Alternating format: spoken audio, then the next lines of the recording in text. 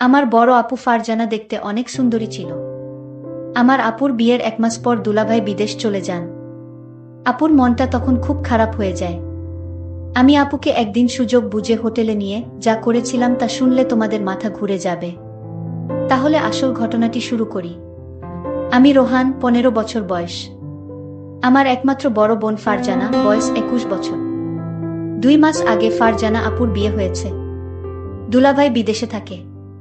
বিয়ে করার জন্য 2 মাস আগে দেশে এসেছে।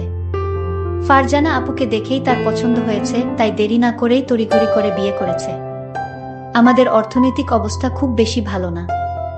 বাবা একটা ছোট বেসরকারি প্রতিষ্ঠানে কাজ করেন। ঢাকা শহরে থাকা খাওয়ার খরচ সামলানো কঠিন। তাই দুলাভাই এর মতো একটা ভালো ছেলেকে পেয়ে বাবা আর মা কোনো দেরি করতে চায়নি। ফারজানা আপু বিয়েতে খুব খুশি ছিল। কিন্তু দেখতে দেখতে 3 মাস পার হয়ে গেল।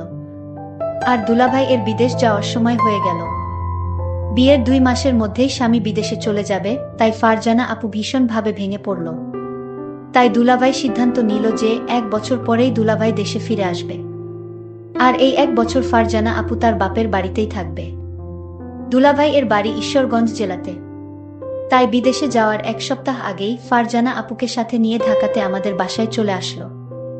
ফারজানা আপু আর দুলাভাই আসাতে বাবা, মা, আমরা সবাই খুব খুশি হলাম। দুলাভাই আর ফারজানা আপুর সাথে আমি খুব আনন্দের সাথে সময় কাটাতে লাগলাম। আমাকে দেখে আপু একটা মুচকি হাসি দিল। আপুর মুচকি হাসিতে আমার সাহস আরো বেড়ে গেল। আমি আপুকে বললাম, আপু তুমি আমাকে দেখে হাসছো কেন? আপু বলল, ভাইরে এটা তো হাসি না, এটা আমার অন্তরের কান্না। আমি জিজ্ঞেস করলাম, কেন আপু, কি হয়েছে? আপু বলল, তোর দুলাভাই বিদেশ চলে যাবে। এই কষ্টে আমি হাসছি, আর এই হাসির ভিতর লুকিয়ে আছে আমার কান্না। দুলাভাই বিদেশ যাওয়ার আগের রাতে আমি যা দেখলাম তা আমি ভুলতে পারছি না। আপুর রুমে কি হচ্ছিল আমি তা দেখেছিলাম, আর আমি তা এখন ভুলতে পারছি না। গতকালের দৃশ্য আমার মনে পড়তেই আমার ভীষণ ভয় লাগছিল। গতকাল রাতে আপু আমাকে কিছু বলেনি, কিন্তু আজকে আমি আপুর সামনে দাঁড়াবো কিভাবে? আজকে আপু আমাকে কি বলবে? এসব ভাবতে ভাবতে আমার মাথাটা আরো ভারী হয়ে আসছিল। তখনই আমার মা চিৎকার করে আমাকে সকালের নাস্তা করার জন্য ডাক দিল। আজকে দুলাভাই বিদেশে চলে যাবে, তাই বাবাও আজ বাড়িতেই আছে। আমি আমার রুম থেকে বাহিরে এসে দেখি বাবা, মা, দুলাভাই আর ফারজানা আপু ডাইনিং টেবিলে বসে আছে। আমি মাথা নিচু করে এগিয়ে গিয়ে নাস্তা করতে বললাম। আমি ভয় করছিলাম যে কখন যেন ফারজানা আপু গতকাল রাতের প্রসঙ্গ তুলে সবার সামনে আমাকে বকা দিবে। কিন্তু তেমন কিছুই হলো না। ফারজানা আপু একদম স্বাভাবিক ছিল। আপুর আচরণ দেখে মনে হচ্ছিল যেন গতকাল রাতে কিছুই হয়নি। আপুর আচরণ দেখে আমি স্বস্তি পেলাম। দুলাভাই বিদেশে চলে গেল। ফারজানা আপু সারাদিন মন খারাপ করে থাকল। সেদিন রাতে প্রায় 12:30টার দিকে আমি আমার রুম থেকে বাহিরে এসে দেখি ফারজানা আপুর রুমের জানালা খোলা, আর রুমের ভিতরে লাইট জ্বলছে। আমি এগিয়ে গিয়ে আপুর রুমের জানালায় দাঁড়ালাম। জানালার পর্দাটা একটু সরিয়ে দিয়ে দেখলাম আপু বিছানায় বসে বই পড়ছে। আমি জানালায় দাঁড়িয়ে আপুকে দেখলাম। আপুর মনটা ভীষণ খারাপ হয়ে আছে। বই পড়তে পড়তে আপু জানালার দিকে তাকিয়ে দেখল আমি সেখানে দাঁড়িয়ে আছি। আমাকে কিছু না বলে আপু আবার বই পড়তে লাগল। বই পড়তে পড়তে আপু বারবার আমাকে দেখছিল। আর মনে হলো বোন আমার কান্না করছে। আমিও চুপচাপ দাঁড়িয়ে দেখছিলাম। বেশ কিছুক্ষণ পরে আপু বিছানা থেকে নেমে হাতের বইটা টেবিলে রেখে জানালার কাছে আমার সামনে এসে দাঁড়ালো। আপু আমার চোখের দিকে তাকিয়ে বলল, কি রে, কিছু বলবি? আমি থতমত খেয়ে বললাম, আপু তুমি ঠিক আছো? আপু সুন্দর একটা হাসি দিয়ে বলল, হ্যাঁ, আমি ঠিক আছি। অনেক রাত হয়েছে, এখন রুমে গিয়ে ঘুমিয়ে পড়। আমি বললাম, তুমি কি এখনই ঘুমাবা আপু? আপু বলল, হ্যাঁ, তুইও গিয়ে ঘুমিয়ে পড়। আমি বললাম, আগে তুমি শুয়ে পড় আপু, তারপরে আমি যাচ্ছি। আপু আর কিছু না বলে একটা মুচকি হাসি দিয়ে রুমের লাইট বন্ধ করে বিছানায় শুয়ে পড়ল। আমিও আমার রুমে এসে শুয়ে পড়লাম। কিন্তু কিছুতেই ঘুম আসছিল না। বারবার আপুর কথা মনে আসছিল। আপু দুলাভাইয়ের জন্য কান্না করছে। সকালে উঠে আবার সব কিছু স্বাভাবিক। দিনের বেলায় আপু কখনো রাতের বিষয়ে কোনো কথা বলতো না। দিনের আপু আর রাতের আপু যেন সম্পূর্ণ আলাদা। আমিও কখনো দিনের বেলায় রাতের বিষয়ে কথা বলতাম না। এভাবেই আমাদের দিন কাটতে লাগলো। দিনের বেলায় আমরা দুই ভাই বোন স্বাভাবিক আচরণ করতাম, কিন্তু প্রতিদিন রাতে আমি আপুর রুম এর জানালায় গিয়ে আপুকে দেখতাম। কোনো দিন আপু জেগে থেকে বই পড়ত বা টিভি দেখত, আবার কোনো দিন আমি যাওয়ার আগেই আপু রুমের লাইট বন্ধ করে ঘুমিয়ে পড়ত। প্রায় ৬-৭ দিন পরে একদিন রাতে আমি ফারজানা আপুর রুম এর জানালায় গিয়ে দেখলাম আপুর রুম এর লাইট জ্বলছে, কিন্তু রুমে আপু নাই। আমি রুমের চারিদিকে তাকিয়ে দেখলাম, আপু কোথাও নাই। হঠাৎ আপুর রুমের বাথরুম এর দরজা খুলে গেল। আপু বাথরুম থেকে বাহির হয়ে আসলো। আমি বললাম, আমার ঘুম আসছে না আপু। আপু বলল, বেশি রাত জাগা শরীরের জন্য ভালো না, যা গিয়ে শুয়ে পড়। পরের দিন আমার বাবা আর মা সারাদিন চাচার বাসায় থাকবে, রাতে ফিরবে। আজকে শুধু আমরা দুই ভাই বোন বাসায় থাকব। তখনই ফারজানা আপু আমার রুমে এসে বলল, কি করছিস রোহান? আমি বললাম, কিছু না আপু, এমনি বসে আছি। আপু বলল, আজকে কি তোর কোনো কাজ আছে? আমি বললাম, না আপু, আমার কোনো কাজ নাই। আজকে সারাদিন আমি তোমার সাথে গল্প করব ভেবেছিলাম, যদি তুমি ব্যস্ত না থাকো। আপু বলল, ও আচ্ছা, তাহলে তুই গোসল করে ফ্রেশ হয়ে আমার রুমে আয়। আমি বললাম, ঠিক আছে আপু, আমি গোসল করে তোমার রুমে আসছি। আপু চলে যেতেই আমি তাড়াতাড়ি গোসল করে আপুর রুমে গেলাম। আপুর রুমের দরজা খোলা ছিল। আমি আপুর রুমের ভিতরে ঢুকে দেখলাম আপু রুমে নাই। খেয়াল করলাম আপু নেই।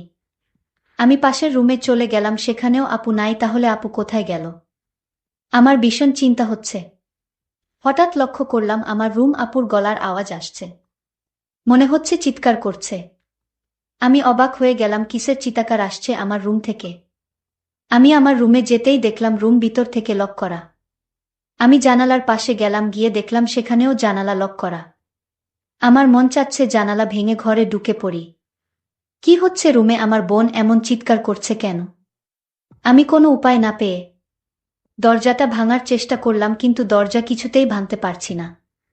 অনেক চেষ্টার পর দরজাটা ভেঙে ফেললাম। দরজা ভেঙে রুমে ঢুকার সাথে সাথে যা দেখলাম তা দেখে আমার মাথা ঘুরে গেল।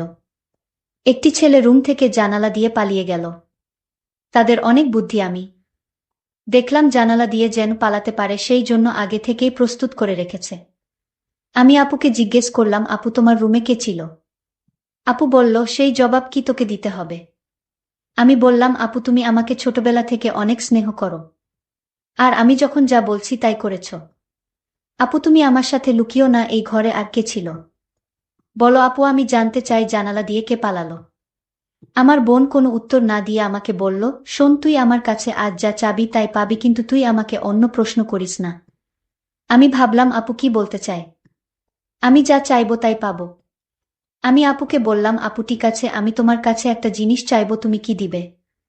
আপু বলল, বলেই দেখ না আমি দেই কিনা। আপুকে কথাটা বলতে আমার খুব ভয় হচ্ছিল। আমি আমতা আমতা করে বললাম, আপু আমি তোমারে নিয়ে দূরে কোথাও ঘুরতে যাব। আমি বাড়িতে তোমাকে আমার মনের কথাটা বলতে পারবো না। দূরে গেলে বলতে পারবো। আপু বলল, কতটা দূরে যেতে হবে? আমি আপুকে বললাম, কক্সবাজার গেলেই হবে। আমি মনে মনে চিন্তা করলাম, আমার ভাইটা আমার কাছে কি এমন চাইবে যে কথাটা বাড়িতে বলতে ভয় পাচ্ছে। আমি ছোট ভাইয়ের কথায় রাজি হয়ে গেলাম। আমি তোর সাথে ঘুরতে যাব। আমিও জানতে চাই আমার ছোট ভাইয়ের মতলবটা কি। হঠাৎ ছোট ভাই আমাকে ডাক দিয়ে বলল, আপু আমি যে কথাটা তোমায় বলবো আর আমি তোমার কাছে যা চাইবো তা কাউকে বলতে পারবে না। বিষয়টা গোপন রাখতে হবে। প্রমিস কাউকে বলবো না। তাহলে এখনই বলে ফেল, কি বলবি? আমার কাছে কি চাস? আপু আমি আগেই বলেছি আমি বাড়িতে বলতে পারবো না। তোমাকে কক্সবাজার নিয়ে তারপর বলবো। ঠিক আছে আমার লক্ষ্মী ভাই, তাহলে চল আজই আমরা কক্সবাজার চলে যাই। আপুর কথা শুনে আমার খুব আনন্দ লাগছে, আবার অনেক ভয় লাগছে। তাহলে চলো কালই আমরা কক্সবাজার চলে যাই। পরের দিন সকালে আমি আর আমার আপুকে নিয়ে কক্সবাজার রওনা দিলাম। আমরা সকল ৮টায় বাড়ি থেকে কক্সবাজারের উদ্দেশ্য নিয়ে রওনা দিলাম। আমরা প্রায় রাত ৮টায় কক্সবাজার গিয়ে পৌঁছলাম। সারাদিন গাড়ির জার্নিতে শরীরটা আমার অনেক ক্লান্ত হয়ে গেছে। আমার চোখের পাতা কিছুতেই খোলা রাখতে পারিনি। আমি ঘুমিয়ে পড়লাম। মানে আমার আপু ঘুমিয়ে গেল। আমি আপুকে বললাম, আপু কিছু খাবে না? আমি বাহির থেকে খাবার নিয়ে আসি। আপু বলল, না আমি কিছুই খাবো না। তোর ইচ্ছা থাকলে তুই হোটেল থেকে খেয়ে নে। আমি বললাম, আপু তোমাকে রেখে আমি কি খাইতে পারবো? আপু বলল, ডিস্টার্ব করিস না, আমি ঘুমাবো, তুই যা পারিস তা কর। বেন বেন করিস না, কাল কথা হবে, এখন ঘুমা। আপুকে ঘুমের মধ্যে অনেক সুন্দর লাগছিল। আমিও ক্লান্ত শরীর নিয়ে ঘুমিয়ে পড়লাম। পরের দিন সকালে ঘুম থেকে উঠে আমরা সমুদ্র সৈকতে ঘুরতে গেলাম। সারাদিন ঘুরলাম। এবার আপু আমায় প্রশ্ন করল, আচ্ছা রোহান, তুই কি ভুলে গেছিস? তুই আমাকে কেন কক্সবাজার নিয়ে আসলি? আরে আপু, ভুলি নাই, আজ রাতে বলবো। আপু, যদি তুমি আমার কথা না রাখো তাহলে আমি কিন্তু ওই দিনের রাতের ঘটনাটা ফাঁস করে দিব। আপু তখন আমার দিকে রাগান্বিত চোখে তাকিয়ে বলল, রোহান, আমি কি না করেছি তোর কথা রাখবো না? তারপর সন্ধ্যা হয়ে আসছে, আমি আপুকে বললাম, আপু চলো হোটেলে যাই। রাতের খাবার হোটেলে খেয়ে তারপর আজ আমরা হোটেলেই থাকব। আপু তখন বলল, হোটেলে কেন? এখানে তো তোর দুলভাইয়ের ছোট ভাইয়ের বাসায় থাকতে পারি। আর আমরা তো গতকাল এখানেই ছিলাম। আমরা কেন শুধু শুধু অযথা ভাড়া দিয়ে হোটেলে থাকব? আমি বললাম, হোটেল না থাকলে যে আমার মনের কথাটা বলতে পারবো না আপু। আপু তখন বলল, ঠিক আছে, তুই যা বলবি তাই হবে। তারপর আমরা একটা হোটেলে গিয়ে উঠলাম। আমি আপুকে যে কথাটা বলবো সেই কথা শুনে আপু কি আমার প্রতি রাগ করবে? আমি এসব চিন্তা করছিলাম। আপু আমায় বলল, রোহান, তুই কি চিন্তা করছিস? আমি আপুকে বললাম, আপু আমি যে কথাটা বলবো তা শুনলে তুমি রাগ করবে না তো? আপু বলল, আমি কতবার বলবো আমি রাগ করব না। আমি কাউকে কিছু বলবো না, তুই নির্ভয়ে আমাকে তোর মনের কথা বলতে পারিস। আপুর কথা শুনে আমি কিছুটা সাহস পেলাম। আমি আপুকে বললাম, আপু আমি ছোটবেলা থেকেই তোমাকে অনেক পছন্দ করি। আর দুলাভাই বিদেশ যাওয়ার পর থেকে আমি লক্ষ্য করছি তুমি সবসময় মনমরা হয়ে থাকো। আমি তোমার কষ্ট বুঝি। তুমি চাইলে তোমার কষ্ট আমি দূর করে দিব। আপু বলল, তুই আমার কষ্ট বুঝিস? আরে আপু, ছোট থেকে আমরা একসাথে বড় হয়েছি, আমি তোমার মনের কথা না বুঝলে কে বুঝবে? আমি জানি তোমার ভিতর কিসের অভাব কাজ করছে। ছোট ভাইয়ের কথা শুনে আমি কিছুটা আশ্চর্য হলাম। বলে কি, সে আমার মনের খবর সব জানে? আচ্ছা বেশি কথা না বলে তুই বল, আমার কাছে কি চাস? আপু আমি ছোটবেলা থেকেই তোমাকে আমার পছন্দ, আর তাই আমি তোমার সাথে। বল, থেমে গেলি কেন? আমার সাথে কি? আপু আসলে আমার বলতে খুব ভয় লাগছে। আরে বাবা, এত ভয় করলে কি চলে, কি বলতে চাস বলে ফেল। আপু, আমার রুম থেকে যে একটা ছেলে পালিয়ে গেছিল সে কে ছিল আপু? আরে ও হচ্ছে আমার স্কুল ফ্রেন্ড। তার সাথে তুমি কি করছিলে আপু? আপু বলল, আমি বলতে পারবো না। তুই কি বোকা, কিছুই বুঝিস না? আমি কি করছিলাম তা কি আমার মুখ থেকে শুনতে হবে? হুম আপু, তোমার মুখ থেকে শুনতে চাই।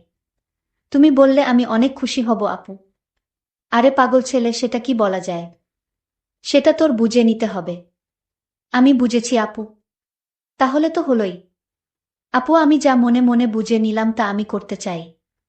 ঠিক আছে, আজ আর কোনো কথা নয়, যা হবার কাল হবে। আপুকে বললাম, আপু কাল হবে তো? আমার কথা রাখবে তো? আমি বললাম, আমি কি তোর সাথে মিথ্যা কথা বলেছি? আমারে কি তোর বিশ্বাস হয় না? যদি বিশ্বাস থাকে তাহলে এখন ঘুমা, কাল সব হবে। প্রিয় বন্ধুরা, আজ ব্যস্ততার জন্য গল্পটি শেষ করতে পারলাম না। বাকি ঘটনাটি আগামীকাল আপলোড দেওয়া হবে। সেই পর্যন্ত সবাই ভালো থাকবেন, ধন্যবাদ।